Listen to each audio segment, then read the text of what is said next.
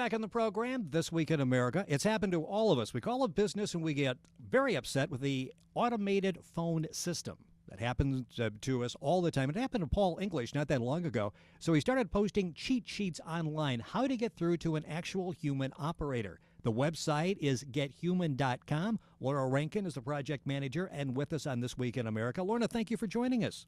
Thanks for having me. This is really a consumer-driven website. You literally have listed hundreds of different companies and how to get through.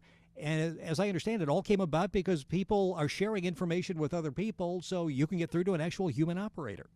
That's right. The list basically was put together by our user community. These are people sometimes it's employees at companies giving us secret numbers. Sometimes it's tricks that other people have learned for companies and they send them to us. And then we have a network of about 20 volunteers who try these tricks out, make sure that they work as expected, and then the information is posted on the site. And it's completely free. Yes, it's gethuman.com. There's a database there, and as I say, literally has hundreds of different companies. As you look through the menu, you'll see a lot of companies that you deal with on an ongoing basis and how to get through. You also offer some general tips on the website. I want to talk about those. The first is interrupt, like press 0, and we've all tried to do that to get through. Sometimes it works, sometimes it cuts you off, and you have to call back, and you've learned not to do it again. But in many cases, if you hit 0, that helps. Right. That's always the best place to start. If companies are wise, they have a 0 option. And then talking. Sometimes if you talk, when it says talk, sometimes you say if you talk real loud, if you mumble, that kicks it out as well. Right. Anything that makes the computer realize that it's not getting the response from you that it's expecting. They might say, I'm sorry, I didn't understand you, and ask you again. But if you continue to do it for a few of those prompts, it usually will put you through to a person. And sometimes just holding. Act like you have, the old rotary telephone and just wait for somebody to come to your assistance. That's right. Often that works, although in some cases it doesn't, and they will disconnect you, which is also unfortunate for anyone who really does have a rotary phone, because there are companies that literally you can't get through to if you have a rotary phone.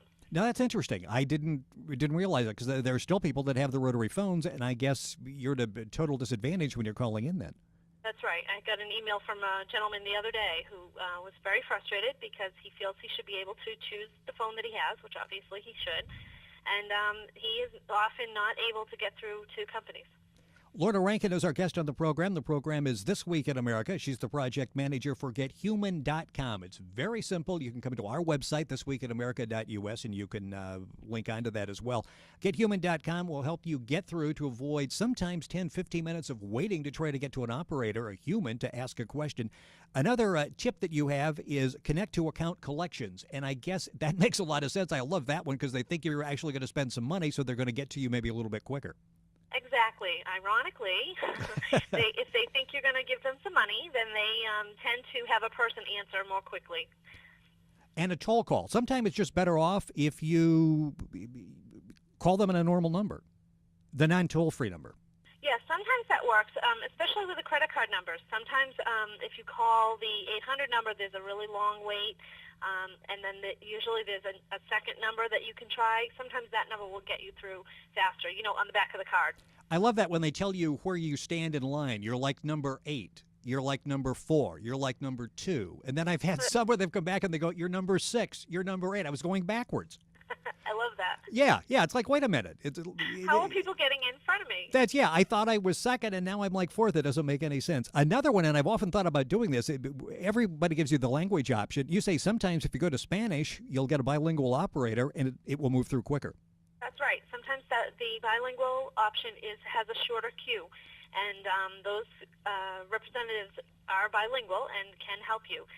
Again, all of these vary, so some companies it will work with and some it won't. These tips will work with, but at least it's a place to start with any company, regardless of how large or small they are. And you say it's a good idea once you get a human to ask them how you can get through the next time so you don't go through this whole process again. Yes, and when you get them on the line, if you ask them for a name and a representative number, first of all, they know that you're paying attention and that you have that information so that if there is an issue, you're sort of holding them accountable. But also, if you're asking them for a number that you can get through to, you can phrase it this way. Say, I'd like to have a way that I can reach you if we should get cut off.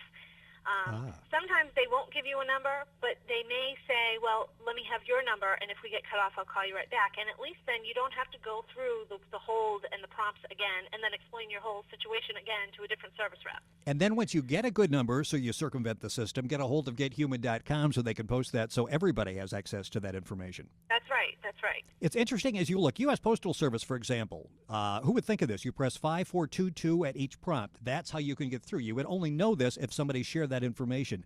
FEMA, for example, you select the language and then you press 00 and then you wait 3 days. And Toyota Financial Services, you select language and then you press 0 5 times. So really, these tips, you would never know this unless somebody shared this information with you. Right.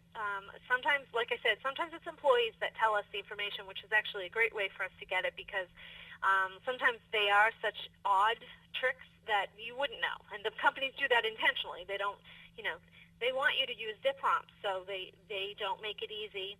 And that's why some of them don't have the zero out option. Yeah, if you look down the database, and I was doing that before the program, there are many that have, as I just mentioned, these very intricate ways of getting through the system, and you would only know that through a system like you have, which is gethuman.com. Lorna Rankin has been our guest on This Week in America. She's a project manager for gethuman.com. Check it out, Lorna. Thank you so much for sharing all that information. That will help us and make us less frustrated consumers. I hope